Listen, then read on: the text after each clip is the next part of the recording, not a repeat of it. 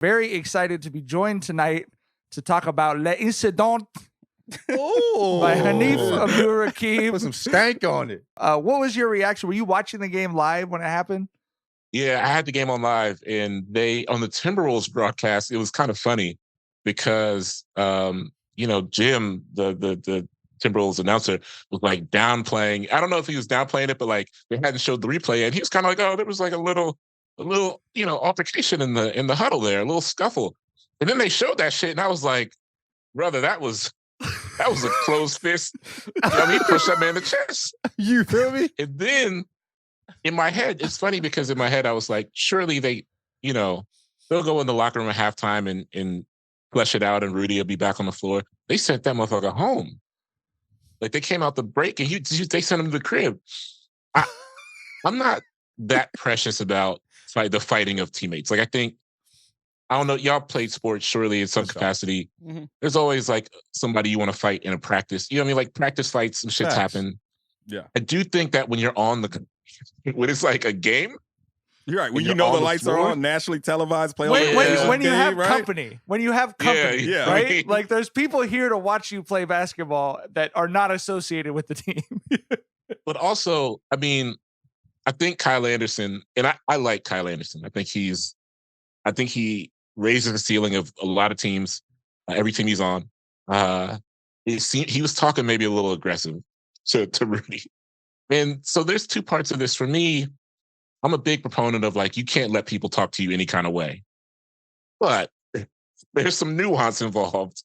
Again, when it's game 82 of an 82 game season and your season is on the line in some capacity, it's like maybe you let him talk to you that kind of way in that moment. And then later you have let him know what time it is. Yeah. You know what I mean? So it was rough. It was rough to see. Good outcome, but rough. Yeah, I think I'm with you on the whole, you got to see both sides. And I'm not at both sides. And I'm a peanut as fuck. I'm usually on one side of the fence here. But I'm with you on this because, for one, you can't do this shit in public, right? If y'all are bickering, beef, whatever, keep that shit in house. But two, like what you were saying about how, what Kyle saying, shut the fuck up, bitch, to someone.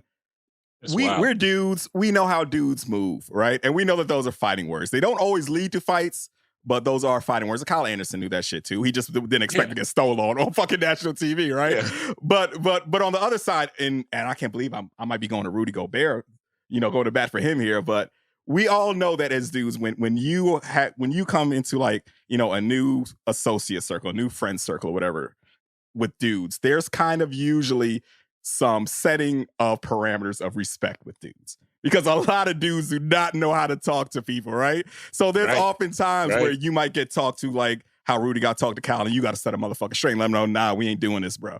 You know what I mean? So like I said, I'm with you. I feel like it's somewhat, nuanced because, you can't steal a motherfucker like that on national television. But also, bro, like, this is kind of common with dudes where we kind of set those parameters because a lot of us do not know how to talk to each other. I mean, shut the fuck up is one thing.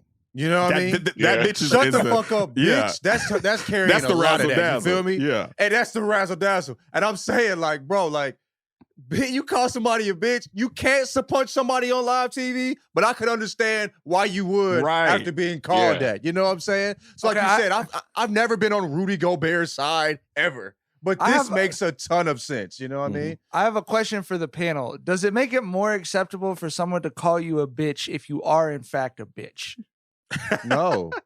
Like, dog, like, I mean, I understand where Kyle's coming from because it's Rudy. He gave him good advice. Shut the fuck up and block some shots. Like, that is what Rudy Gobert. Listen, shut the fuck up, bitch, and block some shots is different from shut the fuck up and block some shots, bro. I've been yelling at Rudy Gobert to block some shots all season.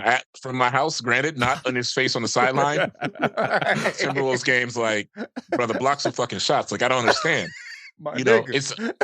It was funny to me because I watched several replays of this because it was watching the bench as it was unfolding. Everybody was kind of just chilling. And so when I heard what Kyle Anderson said, I was like, how come nobody looked up at that moment? Like, it feels like when Rudy punched his ass, no one was prepared for it to happen, which lets me know that maybe there's some folks, and I love the Wolves. I've been a fan for my whole life, but like maybe there's some folks in that huddle who have never been in any kind of slowly escalating situation before. Because Mike, they knew he was a bitch. Like Mike said, they thought Rudy's not the nigga to punch back after being called le bitch. You know what I'm saying? Maybe Kyle Anderson talks to him that crazy so often it's nothing to get, to raise an eyebrow. Maybe that is just a Tuesday at the job when fucking Kyle Anderson just calls Rudy a bitch. Like that's nothing to get up in arms about. Kyle Anderson walking around Wolves practice like he's Pac. You feel me? Dragging nuts? I don't know, man. Chris Haynes did say like he interviewed Gobert a couple of days ago for a story, and he specifically did say like he asked him about Kyle Anderson, and Gobert said like he can be too aggressive sometimes, but I love and respect, like it's all for the good or something like that. So maybe it was they weren't looking up because this is how people have been talking to Rudy for the whole season. And the only strange thing was that he decided he'd had enough. I don't know. It's mostly strange because, I mean, when Rudy was in Utah, there was a stretch where Donovan Mitchell was straight up just like not passing to him, not even looking at him. You know what I mean? And to me, that is a bit more disrespectful than this kind of like inflammatory moment of language, right? Granted, obviously, like some language carries with it a certain type of violence or a violence on the back of it, at least. But to be frozen out by your own star teammate over the course of like half of a season and to not have, like, he had nothing for Donovan Mitchell, really, other than kind of like, they passive aggressive shit in the press. I think some of this just boils down to the season. If you've watched Timberwolves all season, like I have, this is kind of inevitable, right? Like Rudy hasn't necessarily been a good fit. And I think he has frustrated folks. Like D'Lo it's perpetually frustrated with him. Anthony Edwards has expressed frustration with him. I think maybe Rudy is just like a frustrating teammate to have because you got a dude who like runs.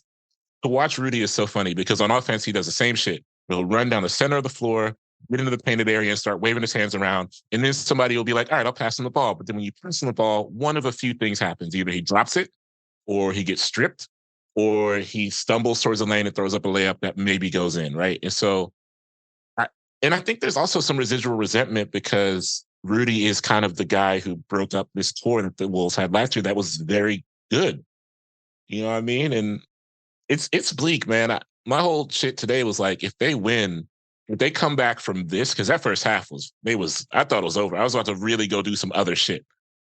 And in my brain, I was like, if they come back from this, there's no worse marker on the season than Rudy Gobert punching a motherfucker, getting sent home, and the Timberwolves coming back to win on the back of Ant and Cat. You know what I mean? Which is like, we could have been doing this, I know Cat was hurt, but like we could have been doing this anyway. But this is what it was going to be. If it was going to be like Ant, Cat, and the supporting cast, we could have done this and had our picks. Mm-hmm. And then on top of that, we haven't even like gotten to it. On literally the eve of the playoffs, you also then have a guy who's so frustrated with that situation, punch a cinder block wall and break his hand. Now, I have lost a fight with a wall. Me too. It's not the right opponent. 8th grade, boxer fracture. Like it's half the season. Still want that half back. Still want them 10 games back, nigga. The 10 middle school games. You feel me? It's not the right opponent. It's not the right opponent. It's not the right opponent. No, and it's no. Jaden, I love Jaden McDaniels, and I want to be clear saying, obviously, I hope the Timberwolves win on Tuesday. Don't think it's going to happen. I think they're going to be in a tough spot. I'm praying they win because I don't really want them to have to go through the like underbelly of the play and have to win 2 games. But like, you need Jaden McDaniels, and to think we've all been angry and reacted irrationally, but at some point, there's got to be somewhere in your brain that's like, this wall is significantly harder than anything in my hand. You know what I mean? Like the bones aren't going to hold up against the cinder block. And I know that the brains don't work that way. We just kind of reacted. But man, it's almost like a comedy of errors. This whole season's been like that with Minnesota, and it's a bit distressing. I know Timberwolves fans are excited that they made it into the play-in, into the A seed. I'm having a bit of a hard time finding excitement because this season's been so exhausting. You know how you just like, how like at the end of a just like a fucked up work week, you feel good because it's Saturday, but then you remember that tomorrow's Sunday and you got to go back to work on Monday. And the job is still going to be bad. You know what I mean? That's kind of where I'm at. It's like today felt good, but it's like, man, a couple days I got to go back to that shitty job, which is rooting for the Timberwolves. What sucks about it is that there's moments when y'all look really good, like y'all have figured it out, and then you stink it up. Like there's like y'all beat the Warriors, the Kings, you know what I'm saying? Y'all played the Celtics really good.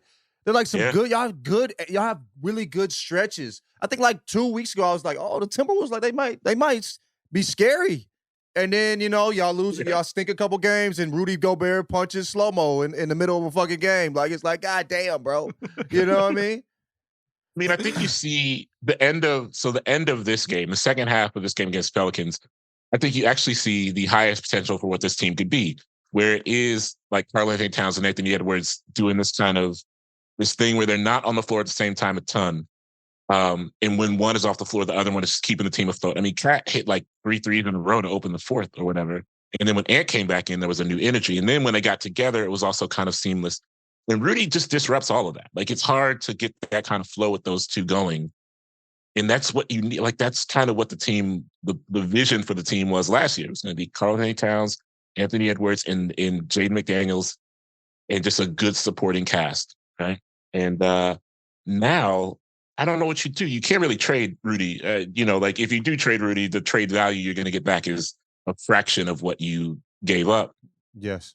And I am not someone, I know Timberwolves fans love the idea and have fantasized about trading Cat for as long as he's been in the league, but I don't think you trade Karl-Anthony Towns either, because, you know what I mean? Like, since he's come back from injury, aside from that like atrocious game against the Blazers, he's played really well. Eddie's played like a mature, calm game, which has not always been his thing. And so I just don't think you trade him, but I also don't know what you do. Like, Timberwolves have backed themselves in the corner here where they are not good enough to win now, which was supposed to be the promise of the Gobert trade. Like, the Gobert trade was classified as a win now move, which doesn't really make sense to me. It never made sense to me, but I lied to myself about it, as we do. We did too. All of us did. We've all been in this boat in the last couple of years. With the Timberwolves, and then Tyler and I had talked ourselves into Russell Westbrook on the Lakers too. You know what I mean? And it's just at some point the fit matters. Yeah. If you're in a long-term relationship, any long-term relationship with a team, with a person, with the fucking corner store, and some shit goes awry, and you know it, and you sense it, and you feel it. There's nothing wrong with lying to yourself for a little while, you know what I mean? But eventually, the realities of that circumstance are going to be inevitable, right? And so I lied to myself, like, well, you know, sure, him and Cat will work out well.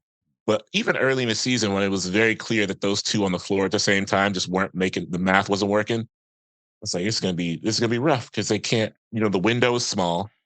They aren't really gonna win in the next 2 years, and then what? They don't have a pick until I'm like 85 years old. And so Slow-Mo was talking about, like, y'all got some decisions to make. And like talking to players, bro, nobody likes Gobert. You feel me? Yeah. Like, you know, I'm like, you can't trade him because you won't get shit. But dog, like, if people just don't fuck with him like that, maybe it's just best to not get shit back. You take the L and you have a better chance, you know what I'm saying, with whatever, you know, small pieces you get and the core you have, which is Cat and Ant, which is really good. You got a solid player in Nas, you know what I'm saying? You said McDaniels, you know what I'm saying? Y'all got some good pieces. You feel me? So, and get some of that money. I mean, Gobert is also just on a monstrous contract. His contract is like absurd for someone who is just not good at basketball. He's good at a thing in basketball, but as far as basketball as a whole, he's not good at it. And that's what frustrates a lot of players. He gets paid like he's good at basketball. You know what I mean? Yeah. And he's good at one thing. You know what I mean? Yeah, and he hasn't done that thing very well this year. No, or the year before. Yeah. I think something that a lot of people are overlooking in regards to, you know, while we're on the topic of how everyone just hates Rudy, is that motherfucking push from Prince when after that punch got thrown. That wasn't you tripping push. There was a lot of fuck you in that push. You know what I'm saying? There was a lot of mustard in that motherfucker. I don't think he was trying to de-escalate the situation when he pushed Rudy. That felt like he wanted to do that. He wanted to put hands on this dude for a minute when he pushed that dude. That's Tyler, what if they jumped Rudy Gobert in the middle of the game? That would be the funniest shit. That push, I feel like no one's talking about that push, but that push was definitely like if you with it, then I'm with it. You know what I mean? Yeah. Like, finally, right? Yeah. Like, oh, we setting this bitch off. Let's get it. Yeah. I felt that was a moment. That was a moment where I got a little worried. When I watched the replay, I think for the third time, and I saw that push, I was like, they might have to send him home because they're gonna beat his ass in the locker room. They're gonna put them bars of soap in them socks, bro. It's go time. It's rough, man.